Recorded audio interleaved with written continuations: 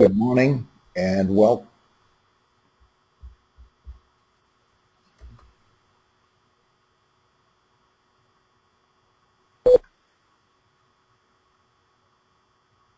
The broadcast is now starting. All attendees are in listen-only mode. Good morning and welcome to C&E's monthly technical webinar. I am Heinz Knackstedt, safety technician here at C&E Sales. Our topic today is understanding safety risk assessment and is scheduled to run approximately 1 hour. It is being recorded. You should get a link so that you can download a copy if you like sometime early next week.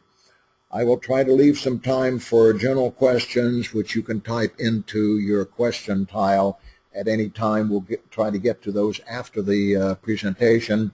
Please keep your questions general. Any specific application issues that you might have, if you would send me an email, and I will try to respond to you directly.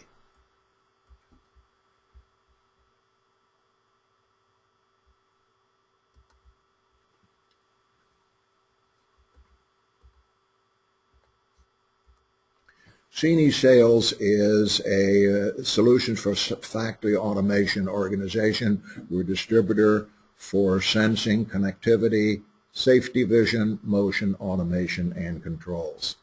We were founded in 1978 and have 34 salesmen representative in the various areas. They work in the locations in their representative or relative fields. In Ohio, Kentucky, Indiana, and Tennessee. We also have 12 technical support specialists like myself, both in the field and here in the office, as well as customer representatives and a large inventory for same-day shipment. We also are very active in lunch and learn seminars, webinars like this one, and provide some in-depth training classes both in generic technology as well as product-specific information. Let's get into today's presentation then. Employers have a legal and moral obligation to provide a safe place of employment. This is written into the United States Legal Code as part of the Occupational Health and Safety Act 1970, otherwise known as OSHA. It is written and passed by Congress, and any changes to it must go through Congress. OSHA is admitted by either federal or, as in the case of Kentucky and Indiana, by state OSHA organizations. The latter are supervised by federal and must meet the same requirements as the federal or more stringent. A lot of the legislation is based on what is called the General Duty Clause and how to implement that in specific instances. And it basically says that each employer shall furnish to each of his employees employment and a place of employment which is free from recognized hazards that are causing or are likely to cause death or serious physical harm. And that is the basis of all of the articles that are in that law. The Act applies to the user and not to the manufacturer or integrator. They are subject to civil tort litigation in case of an injury. The user may have some relief from civil tort litigation depending on the state if the injured individual has taken workers' compensation. As a case in point, if you read any of the international standards, you'll find that those standards are specifically aimed at the manufacturer and the integrator, not the user. Each member state does its own litigation and its own writes its own standards for the user within their organization, within their state boundaries. Okay, a little bit about an OSHA citation comes from two different sources. One would be a specific violation of a clause that has specific information requirements. As an example, in the woodworking section, it requires that a bandsaw, that the finger guard be no more than 1/4 of an inch above the wood that's being worked. Individual doesn't have the guard down, that could be a citation. Interestingly enough, if that same bandsaw is used to saw a piece of aluminum, then that clause could not be used because it is specifically written for woodwork. The citation, were it to be issued, would then be issued under the general duty clause. The basis of a citation under the duty clause is basically as follows. A hazard is present. The hazard is recognized individually, i.e. by the user, or jointly, that is the industry. It represents a risk of potential serious injury or death, and a means exists by which the risk from the hazard could have been eliminated or reduced to an acceptable level, and it obviously was not. A little bit about consensus standards and their role with OSHA. Consensus standards are written by industry experts under the supervision of the American National Standards Institute. This institute authorizes voluntary groups, typically called accredited standards committees or boards, which are represented by certain industry concentrations, such as the B11 metalworking group, PMMI packaging organization, the robot industry, and so on. Each of them has some kind of a regulatory body, depending on what they call it, but those functions are primarily to represent a balanced view of that industry, representing manufacturers, users, professional organizations. They monitor standards in their area of concentration and establish standard writing subcommittees based on industry standards needs. After the subcommittees have written the standard, that draft is sent back to the organizational body and goes out for vote within members of that industry, and there are three possible responses: yes, yes with comments, no with comments. Comments and no votes are resolved by the subcommittee if at all possible. A no vote that cannot be resolved by the committee to the no voting organization's satisfaction is then passed on to ANSI. There have been instances where indeed a standard is issued as a issued standard, even though there are outstanding no votes. But again, this is a decision that the ANSI organization makes. Okay, well, consensus standards are voluntary. In other words, there's no law that says you must follow a consensus standard.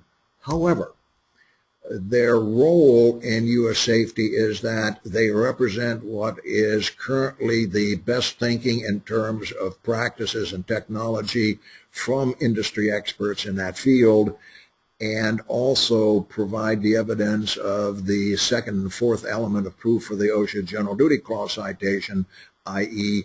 the hazard is known and there is a reasonable way of mitigating that risk to be acceptable. Compliance with a consensus standard does not necessarily mean that you are in compliance with OSHA. OSHA has put into their connotations older standards such as B11.1, which when they accepted had a exclusion that said you may not use presence sensing device initiation on mechanical punch presses. Indeed, that was the case on all hazardous equipment, because back in the early 70s, the technology for doing this in a safe manner was not available. Since then, we have rewritten the majority of these standards, and with the higher technology are now presenting a means by which PSDI, presence sensing device initiation, can be done safely. But since the old standard is still law, you may not use PSDI on a mechanical punch press, even though there's no law prohibiting you from using it on a hydraulic press. Okay, let's talk a little bit about risk assessment objectives. Obviously, the idea is to reduce the level and the rate of injury. It also would like to have us understand in a better mode, better means, understanding of the hazards of the operation. In other words, what is going on, what are the risks that your folks are exposed to, and what should be done about it. The opportunity is also there to reevaluate the process so that not only do we want to add safety, but we want to at the same time look at the process and see whether we can include safety within the process, not just by adding safety devices in the periphery. And we'll talk about that in Scotia bit. Okay, so we want to identify the risk reduction measures which increase safety, reduce risk, that also increase or maintain operational efficiency by correctly specifying the risk reduction measures. We want to make sure that the measures are compatible with your plant operations so that they will be utilized, and we also want to make sure that the solutions are cost effective. In 2011, there were just short of 4,700 deaths in that year, which is industrial deaths, I should have said. That boils down to a little bit more or than 2 hour correction, a death every 2 hours, 24 hours a day, 7 days a week, all year, which is a very large number. It is also a good business decision as far as reducing risk, reducing injury rates. It brings money to the bottom line. It is estimated that an injury cost for a reportable accident is in the neighborhood of $32,000. Obviously, also insurance and workers' compensation costs are tied to the incident records that our industry has. We also have the opportunity to reduce and eliminate OSHA citations and fines. A fine point to those of you that have multiple plant locations: if one plant is cited for a given violation and that same violation is given and cited in another plant location, that is written up as a willful violation on the assumption that if one plant knows, all of the plants should have been apprised of the situation. It's estimated by a number of different organizations, including OSHA, that for every dollar spent on safety, there is a $4 to $6 savings in other expenses. Okay, so the objective is not just to assess the risk, of course, even though that's what the title says, but also to reduce the hazard to a tolerable level. And to do that, we first need to identify the limits of the risk assessment. That is to say, what part of the machine life cycle do we want to assess? Most concentration has been on the operational stage, i.e. where we're actually operating a piece of equipment. There are other instances when this makes sense, including and specifically should be done in the design stage if at all possible. This is where we can still eliminate hazards and reduce risk without having to make major changes or add components, so that a safe design, an inherently safe design, is the best safety solution, and that is obviously best done at the early design stages. We want to then determine the use limits of the machine or the process. Generally, for assembly machines, is pretty well defined, but for general purpose machines, we do need to identify what we're going to do on that machine, such as a lathe, what kind of material are we going to operate on, and so on and so forth.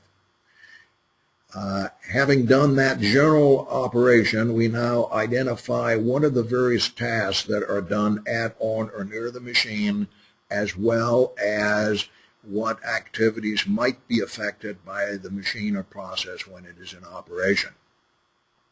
The last task then in the initial risk assessment is to identify the hazards, and that is to identify everything which can injure a personnel if they're in proximity with that hazard.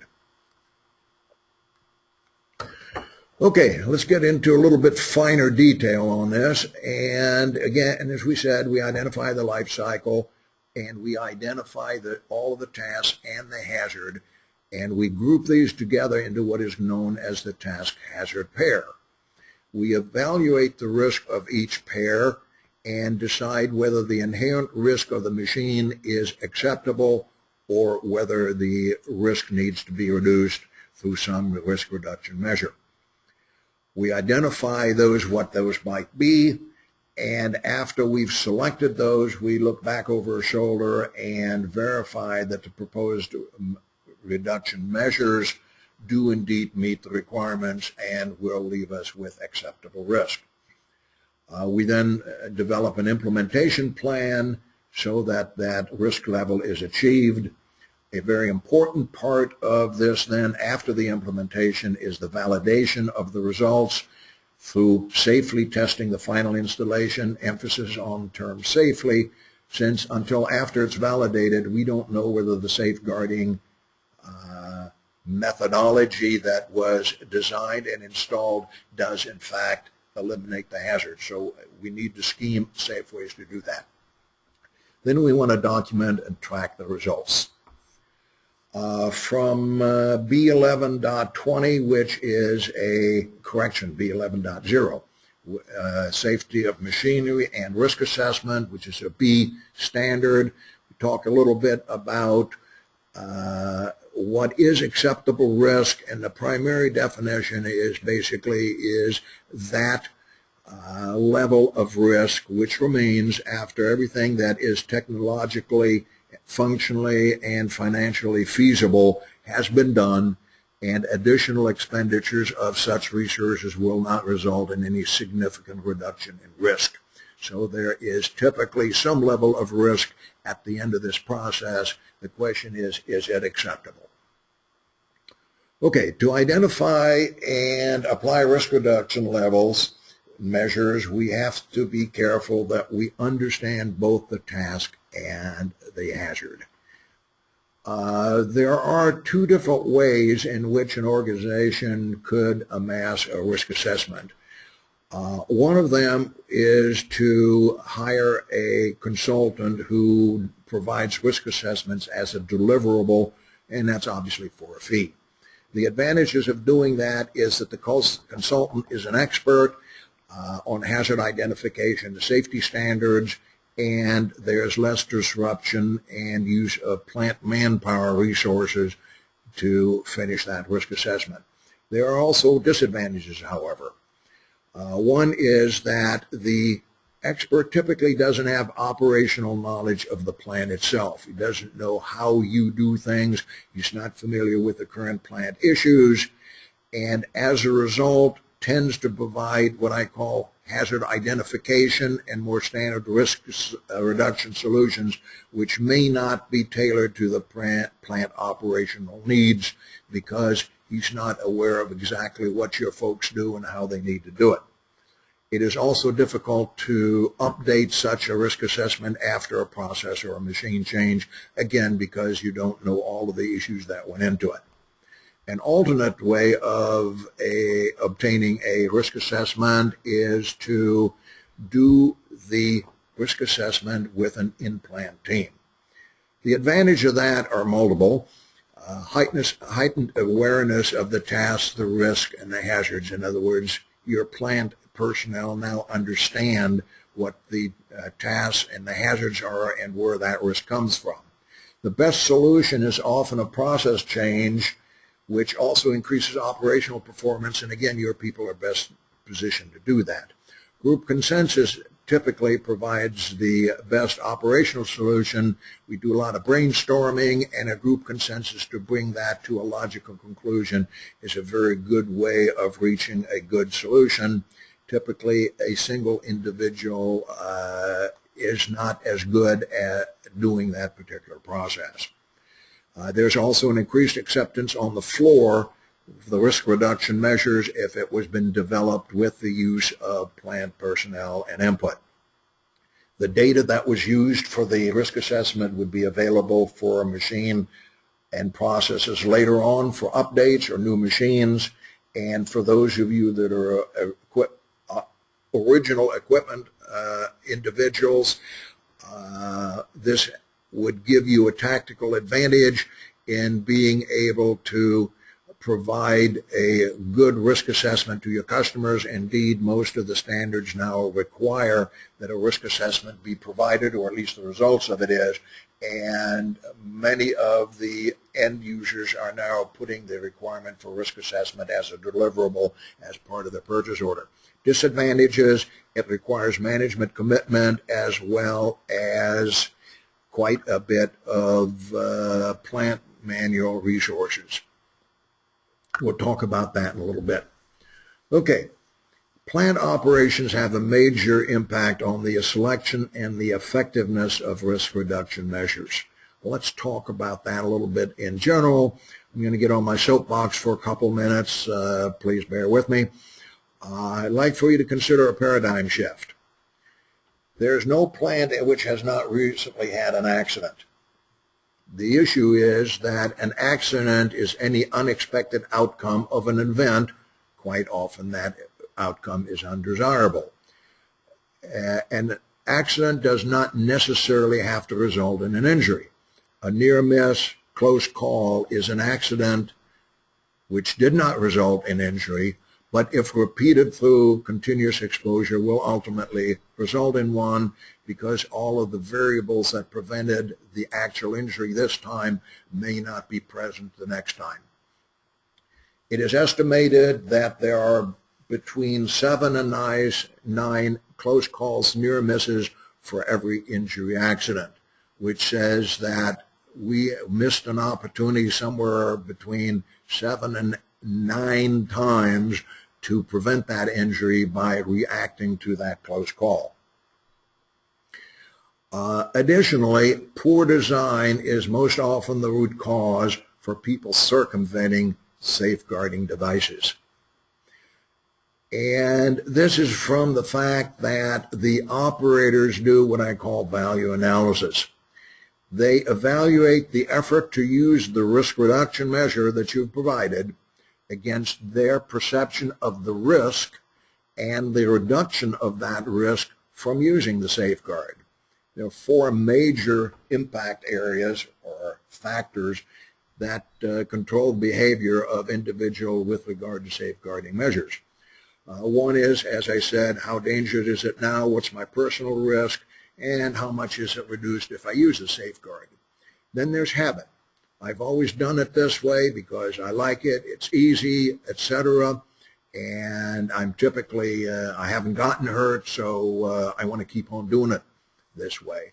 That's one of the reasons why it's very advantageous to do the risk assessment and the risk reduction before the equipment is turned over to production, so that we don't develop bad, unsafe habits. Then there are typically obstacles, or quite often obstacles, that says the safeguard makes it more difficult for me to, whatever that task may be. In fact, I've seen safeguards that actually prevented people from doing the job. They were barriers to the task, and in some cases we have assigned operators to do tasks and the safeguard prevents them from doing it, and they come up with ingenious ways of finishing the task. The bottom line is that without savings, the risk reduction measures won't be used, and we, in designing the safeguards, need to understand that. The most effective means of preventing the defeat or bypass of the risk reduction measure is to remove the incentive to do so. If there's no value in removing it, then typically people don't. And that means that in some cases we may need to provide special modes with features to assure that a specific task can be carried out safely by putting in some additional complementary safeguards.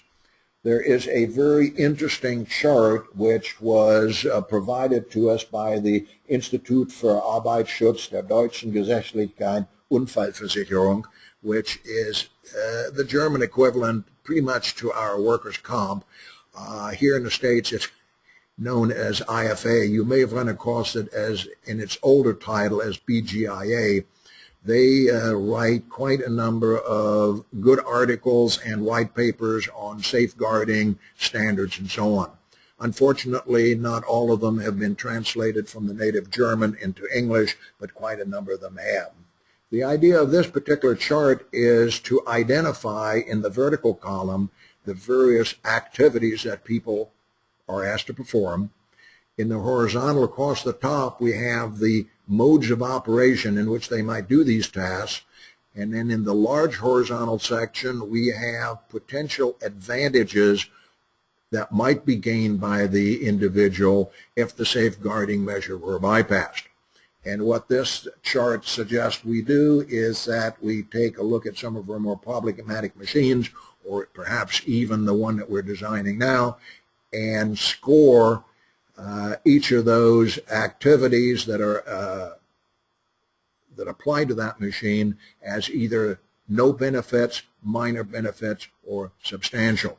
I would argue that if you have a piece of machinery that's going into service with substantial advantage to bypassing the safeguards, that is indeed what will happen.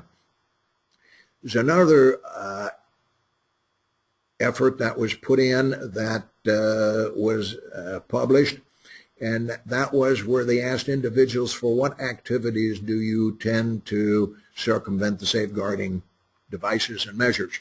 And we would not be overly surprised, those of us that have worked in the equipment, that for troubleshooting, which was the highest incidents reported, that there would be some troubleshooting requirements that said we need to go around some of the safeties. However, there are some that we would think the machine should be designed to run with the safeguards in place. Such things as adjustment, checking, and component change, and so on. The one that intrigues me the most is the automatic mode, that 143 respondents said that they needed to circumvent safety measures in order to run the machine in automatic. There was another study done, this time by the Great Britain, the Health and Safety Executive, which inventoried industrial accidents and asked the question, what was the root cause of why the safeguard did not prevent the injury? And they came to the following conclusions, which they plotted in this pie chart, that said 44% of the injuries or the failure to safeguard was due to bad definition or clarity of purpose. In other words, the requirements for the safeguards weren't spelled out. 15% of the failures were due to poor design of that specification. 6% were not tested correctly, they didn't work. 20% of them had been modified in one way or another, leaving 15% due to maintenance and failures. Notice that 85% of the root cause of the safeguards not providing the protection are based on design and are in our control. Indeed, one should consider that adding that 20% of circumvention probably belongs in that yellow section of 44 that said we didn't identify things correctly of what should be done. I have included a flow chart. I'm not going to go over that in detail because I'm going to talk you through it, but as a reference should you choose to do the upload later on next week. Okay, let's talk a little bit about doing the team risk assessment. One of the major requirements is that there be support from management of the activity. And that is that they give the team a clear mandate for action, and within that mandate also identify any limits and restrictions that they might impose on the solution. There's also needs to be a commitment that they implement the risk reduction measures that meet their initial requirements.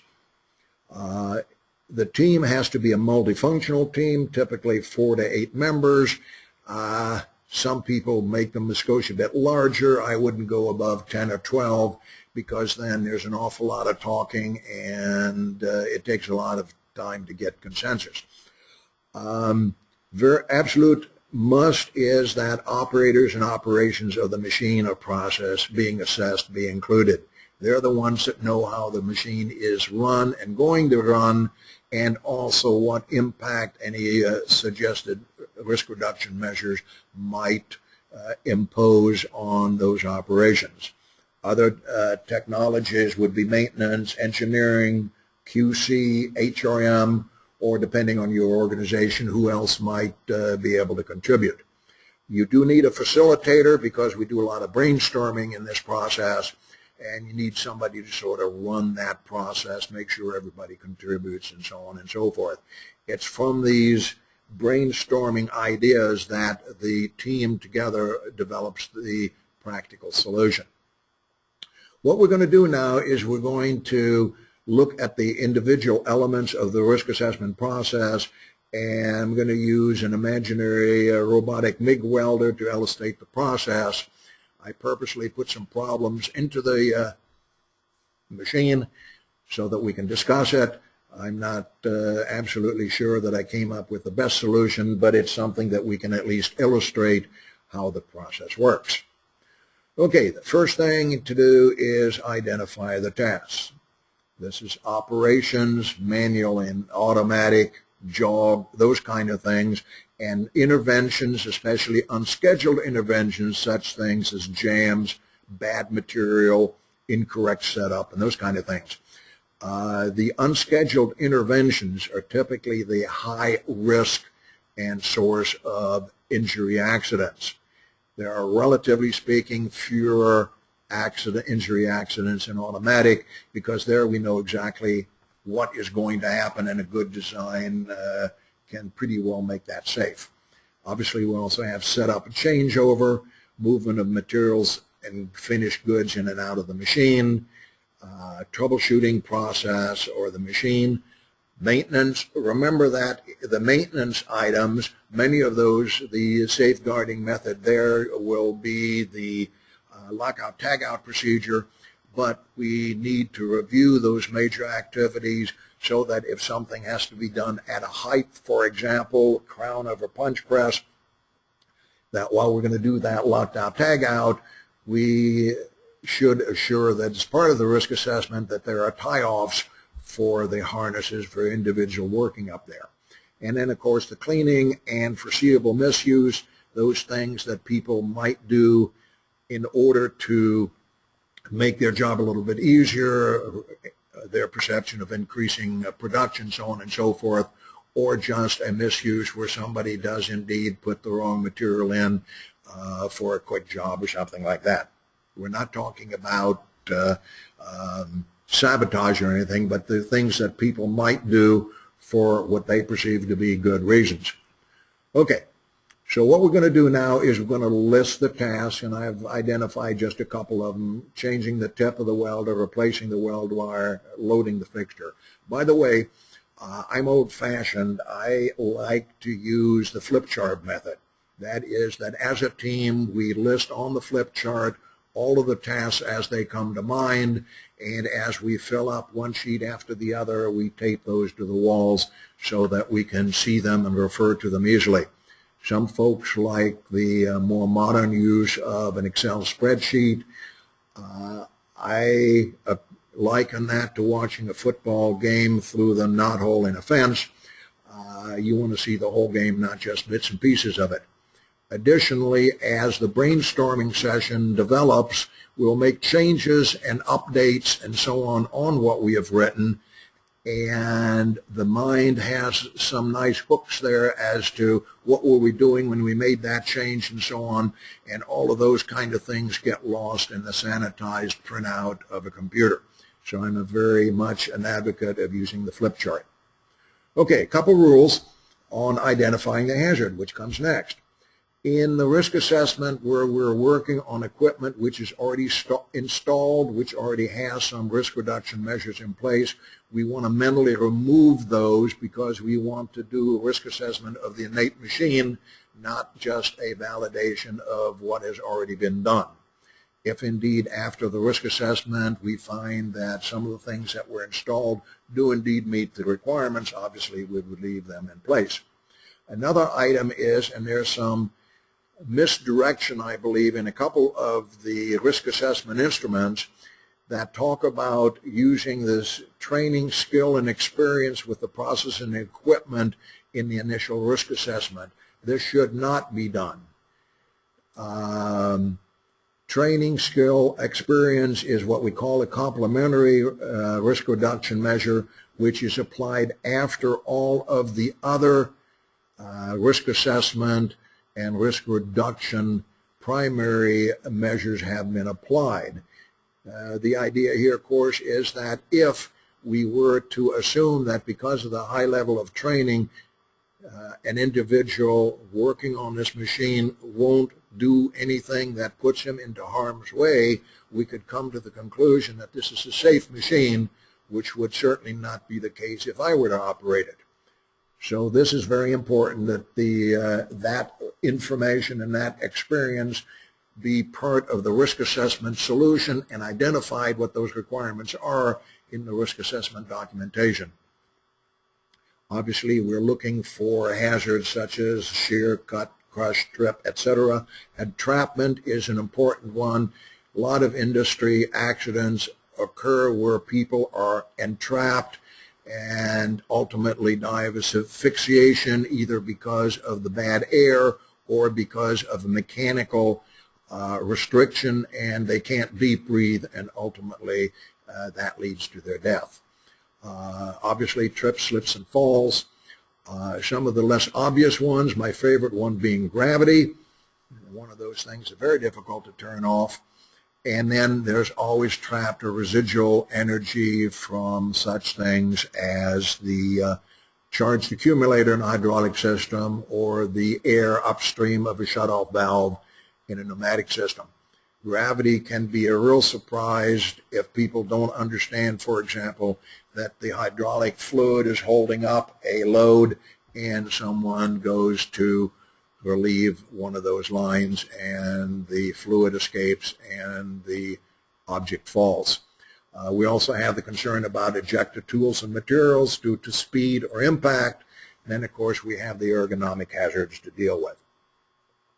Okay, so here again, we go back to the flip chart and start writing all of these things down, and I've listed 8 of them, and obviously there are additional ones.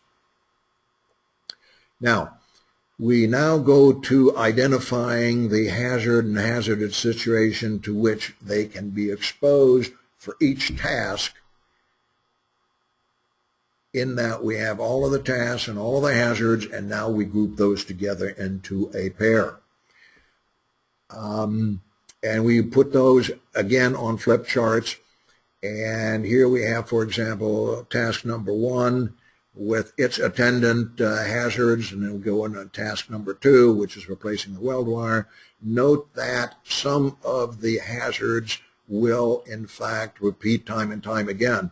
Robot out of control is as likely to hit me if I'm changing a tip than I am replacing a wire if that's when that out of control motion were to occur. The numeric is just a quick way to identify that they are indeed repeats. Okay. The next thing to do, now that we have all of the task hazard pairs, and by the way, there will be some adjustments, some additional tasks will pop up as we work through this thing, as well as some hazards that we might not have identified initially as we discuss how these tasks are accomplished. The issue now is to assess the risk of all of these various task hazard combinations. And risk is basically a combination of severity and the probability of that injury occurring. In the risk assessment, we take a look at what is the most likely severity of the injury, not the greatest possible.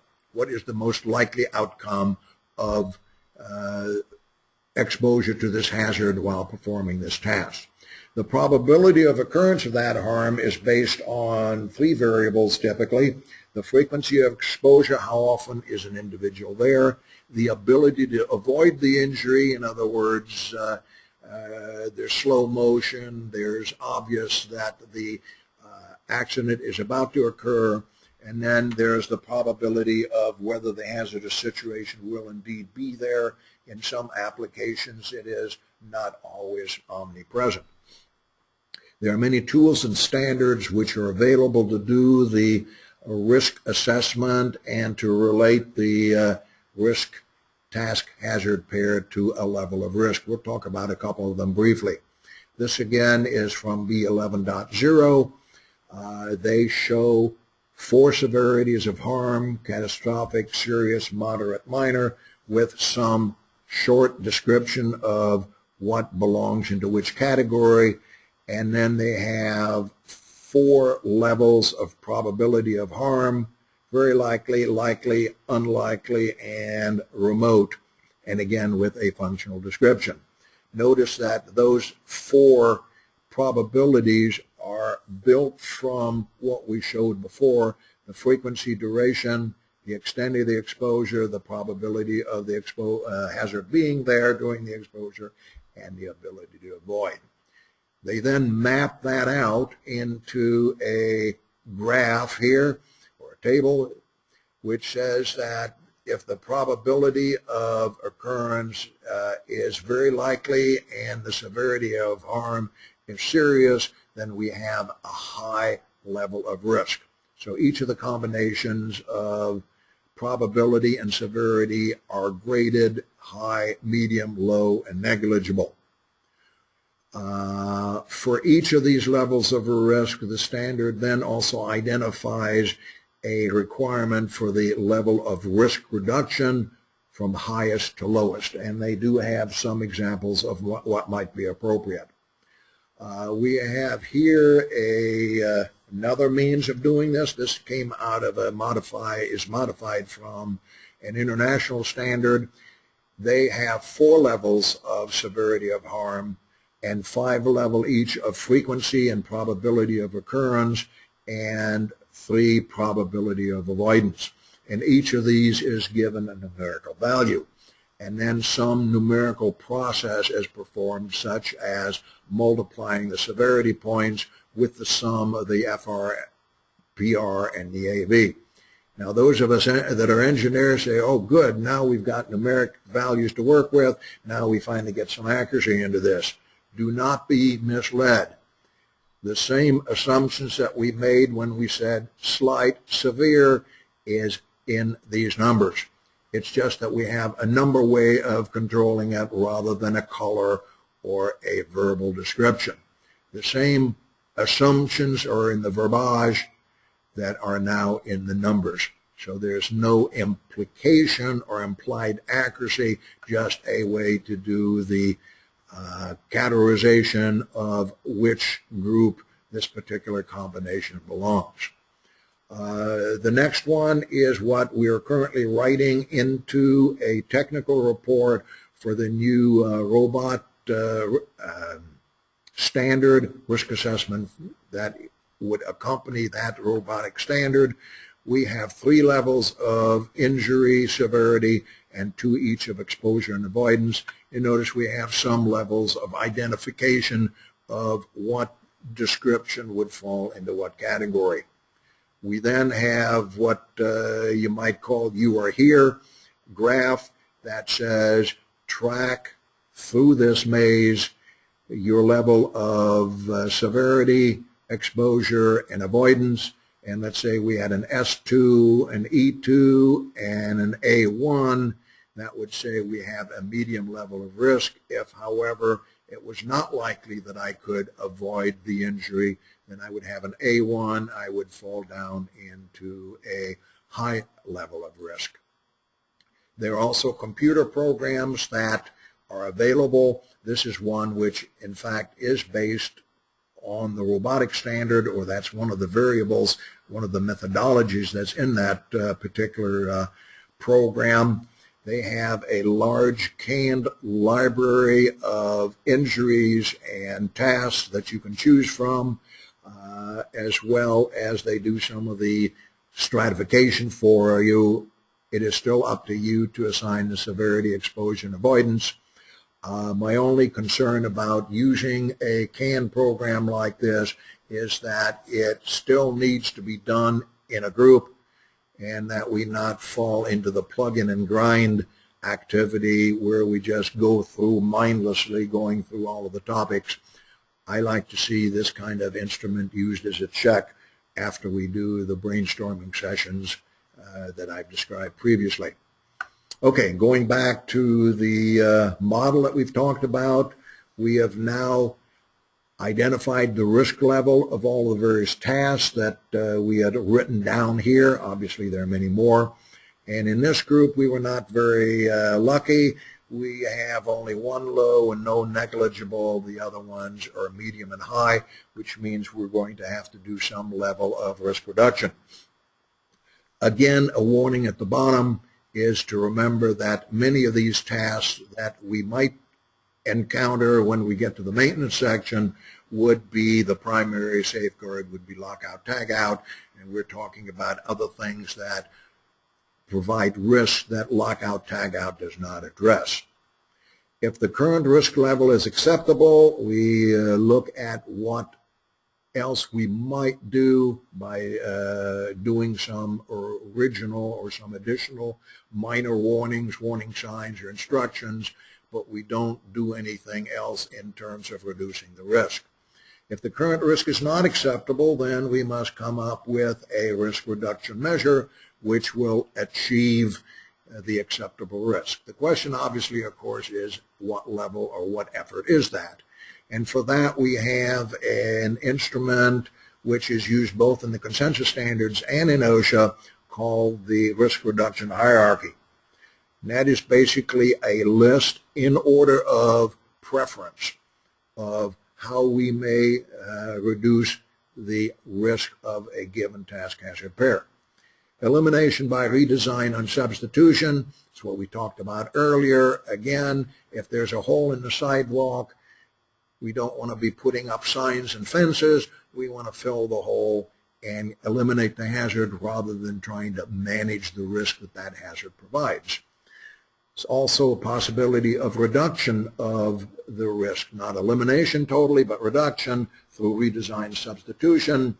One that comes to mind is that, for example, on a hand-loaded orbital riveter, that we approach the work at slow speed, low pressure, and then when we make contact or we are within a quarter of an inch of making contact, we go to the high pressure. Note that this is a control function because we're going to switch pressures, and we must assure that that pressure, in fact, does cycle from low to high during the approach.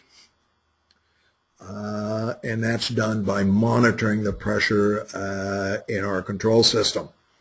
The advantage is that if the reduction to low pressure were to fail, the odds of our thumb being under there that cycle is relatively low, and hopefully we will detect that failure without there being any accident at all. Okay, there's others to improve escapability, frequency of exposure by changing what is done and how it's done, so that instead of going into the hazardous situation task combination once an hour, maybe I can come up with a way to do it once a day, or maybe I can, for example, on a lubrication system, I can bring the lube point outside, and then the frequency becomes mute, and so does the hazard. The next solution is fixed guards, those that we put on and leave. Then come safeguarding devices. These are devices such as safety light curtains, interlock gates, and so on that remove the hazard before I can get hurt by it. There are also awareness devices, both active and passive, that give me warning but don't assure that I'm not exposed to the hazard. The safeguarding devices and awareness devices that are active are typically called functional safety. It's a relatively new word that has come in through some of the new standards, specifically ISO 13849. Training procedures, remember we talked about that. Notice how far down they are. After I've done everything I can to reduce the innate risk, only then do I turn to training and procedures to reduce the risk even further. And then, of course, there's personnel protective and equipment. Notice that the awareness devices, training procedures, etc., and personal protective equipment depends on its effectiveness, depends on the operators themselves. You've heard me use the term functional safety. This is basically a description that says that the safety measure depends on the proper functioning of components and or subsystems in order to reduce the risk to an acceptable level. A fixed guard is not functional safety. An interlocked access gate, which removes drive from the drivetrain that produces a hazard, is functional safety. A failure of the component or the subsystem to danger increases the risk, either by reducing the reliability of the safeguarding measure or indeed by failing completely to provide any safeguard, and it goes back to the initial risk level that was there before we did anything to reduce it. Talking a little bit about functionality, is this your safety circuit? Obviously, the way it's designed here, if I open the gate, I drop the control relay, the relay drops a contactor, and that contactor supplies power to my high load current valve.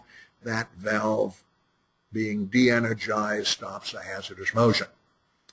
And that's certainly an acceptable safety circuit, except for one issue. And that is, if nothing ever failed, any circuit would be adequate because it would always eliminate the hazard.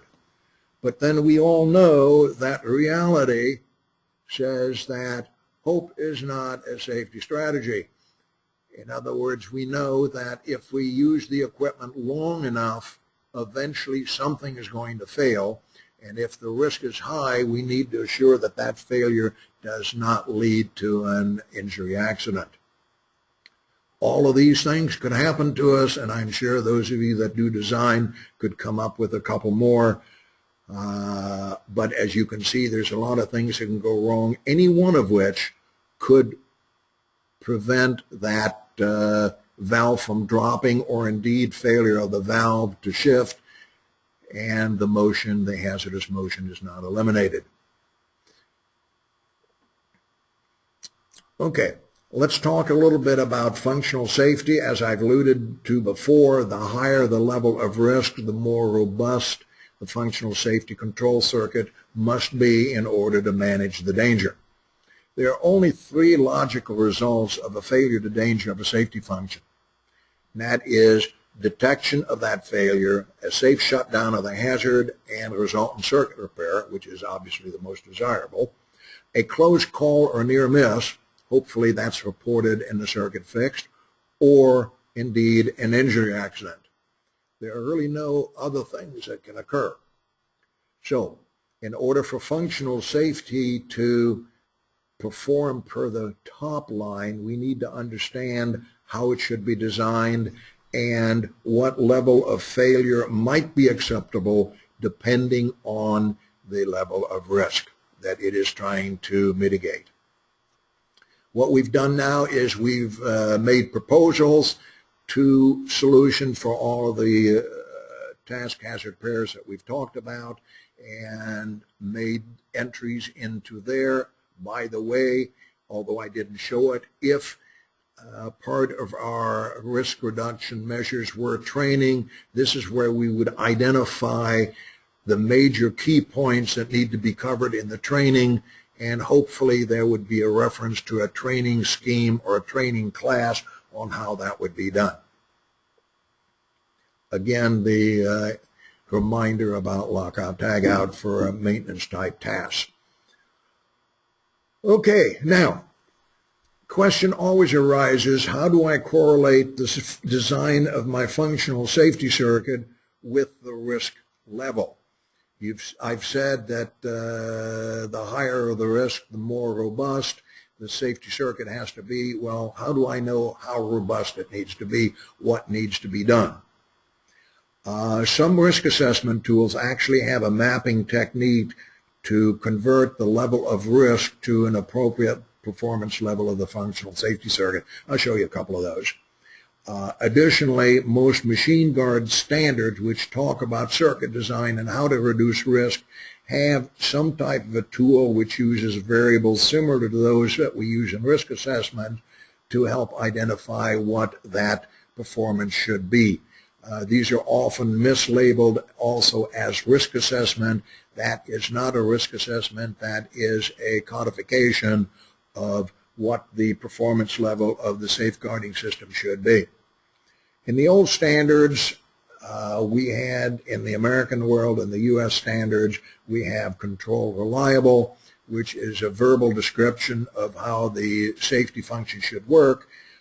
There's not even very good agreement on just exactly what that is, although it shows up in some of the standards as well as in OSHA documentation. In Europe, in the international standards, they had the category B1, 2, 3, 4, which again were verbal descriptions of how a circuit in category 2 would behave, how one for category 4 would behave. The new standards, which came out in 2005 and 2006, and I'm going to limit my discussion to ISO 13849, which is applicable to machine tools and machines, whereas 62061 is primary electronic and electric, as well as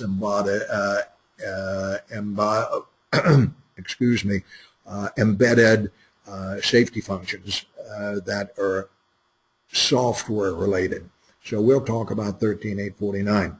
There are 4 major descriptions, requirements for a circuit based on the level of risk, and that one is construction, what we used to call category, how are things put together, single channel, dual channel, the mean time to dangerous failure.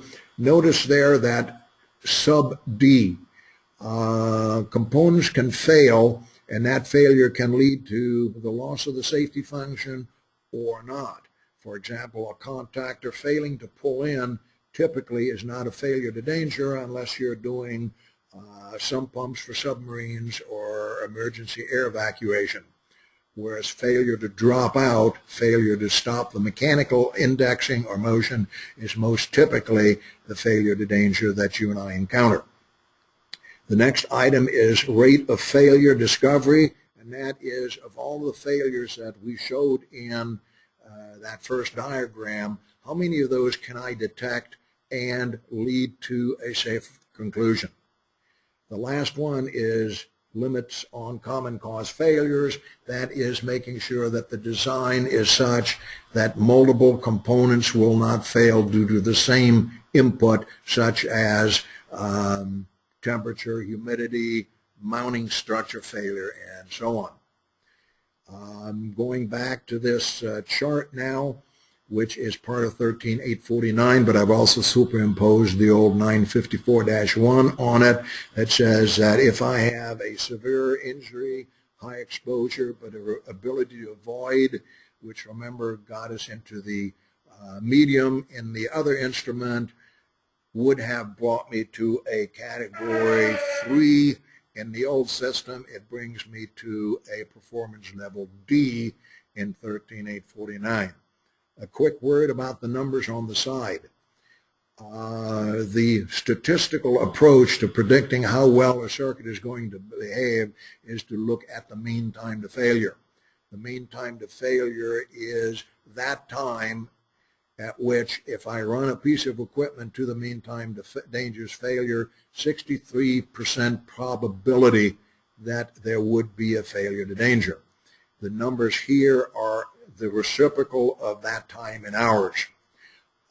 So that if you looked at the D, which requires a lambda, which is the term that we give this idea, 10 to the minus fourth, there's approximately 10 to the fourth hours per year. So that says that the failure rate in terms of failures per hour would be less than 10 to the minus 6. If I convert that to years, that would mean my mean time to failure lies at greater than 100 years.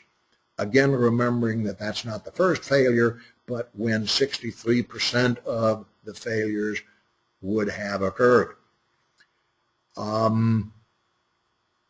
The other thing that we can talk about is that we can use math to predict what the probability of dangerous failure would be. If I ran this piece of equipment that has mean time to failure of 100 years, I run it for a mission life of 20. And if I designed it to a 10 to the minus 7th, how much lower the probability of dangerous failures might be.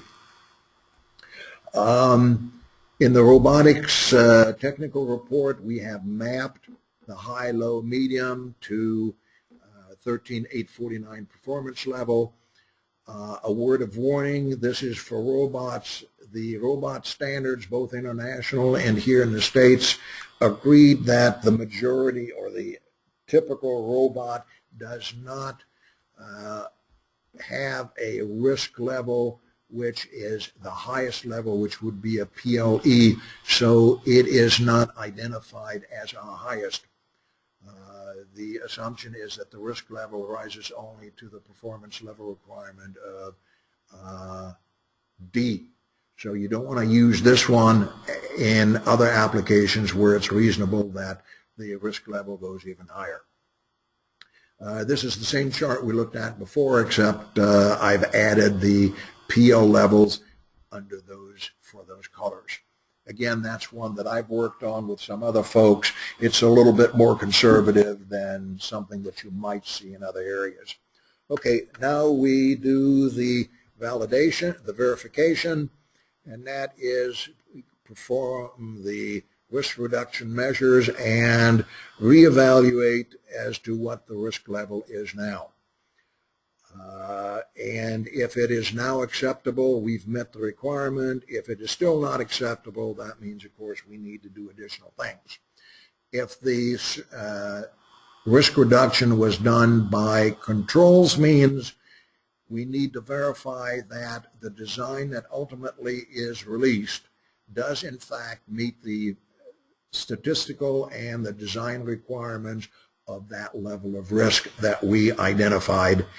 That performance level, for example, for a high, it was structure 3 PLD.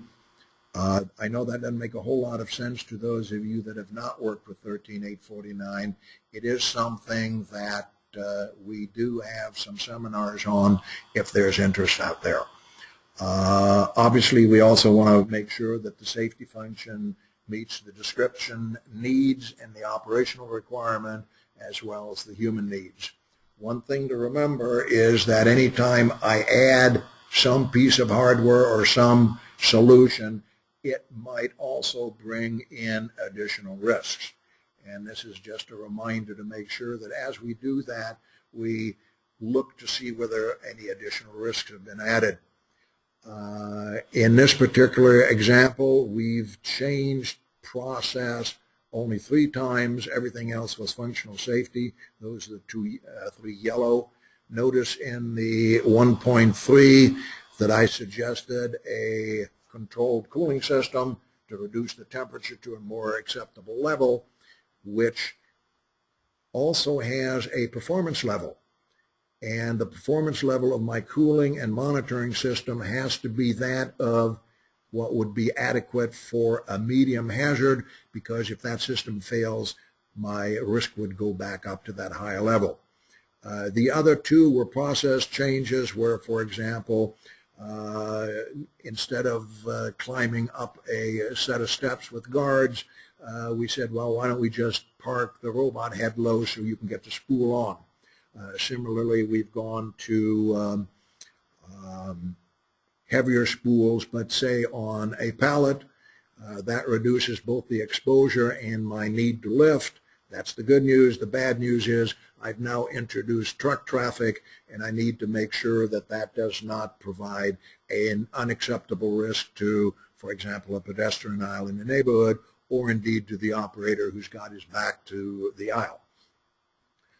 Okay, we developed the implementation plan and timetable.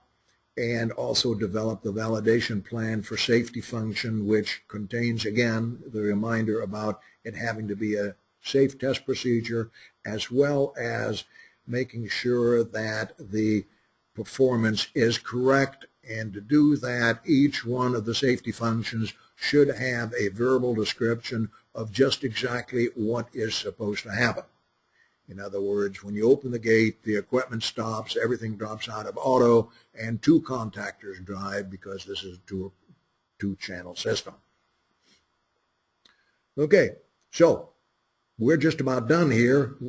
All that's left now is to monitor the machine and the risk reduction levels for accident rates, injury rates, close calls, and injuries, utilization of the risk reduction measures, are they being used, and the ability to maintain the safety function. We can use that information on subsequent designs. And I am done with the formal presentation. My apology, I know I ran over a skoshi bit. I will now look to see whether we had any questions entered. Excuse me for just a minute. No, I don't see any questions that anyone submitted.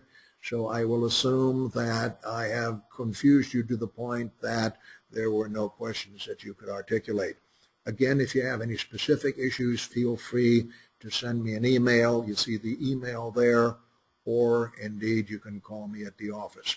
Again, thank you for attending. I appreciate your attendance and your attention, and hopefully I'll get to meet you sometime in your plant. Again, thank you and have a good day. The webinar is concluded.